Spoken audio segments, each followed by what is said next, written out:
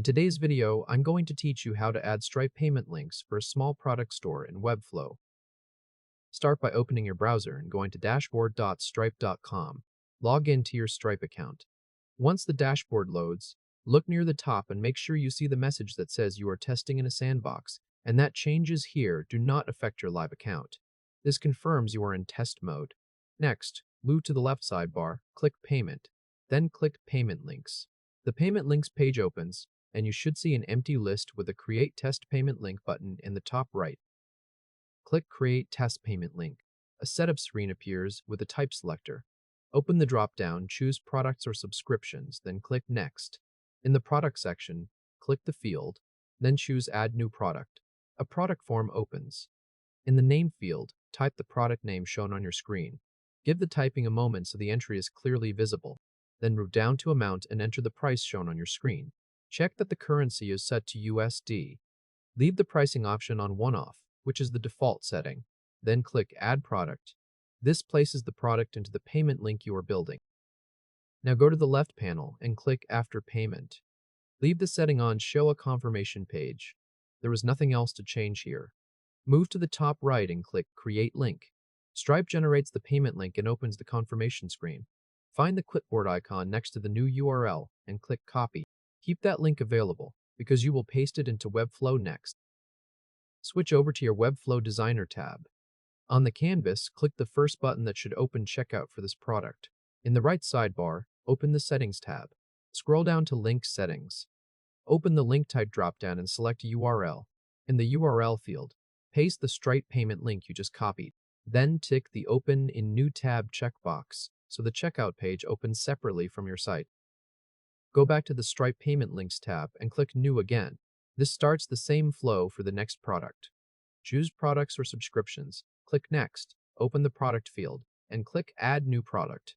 Type the second product name shown on your screen. After that, enter the second price shown on your screen. Confirm the currency is USD. Leave the pricing on One-Off and click Add Product. Click After Payment on the left. Leave Show a Confirmation page selected. Then click Create Link in the top right. On the confirmation screen, click the copy icon next to the URL. Return to Webflow. Click the second button on the canvas. In the right sidebar, go to Settings. Scroll to Link Settings. Set the link type to URL and paste in the second Stripe link. Tick Open a new tab here as well. Then repeat the process one more time for the third product. Back in Stripe, click New. Select Products or Subscriptions and click Next. Under Product, click Add New Product. Enter the third product name shown on your screen. In Amount, type the third price shown on your screen. Make sure the currency remains USD. Leave One-Off selected. Click Add Product, then click After Payment in the left panel, and keep Show a Confirmation page selected.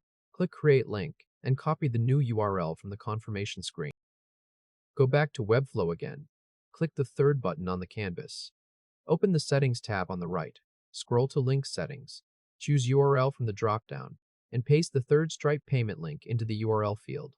Tick Open a new tab so this checkout also opens in its own tab. At this point, each button in Webflow is connected to its own Stripe checkout link. Now publish the site. In Webflow, click Publish in the top right of the designer. Tick the box next to your staging domain. Then click Publish to selected domains. Wait until you see the message that says Publish is complete.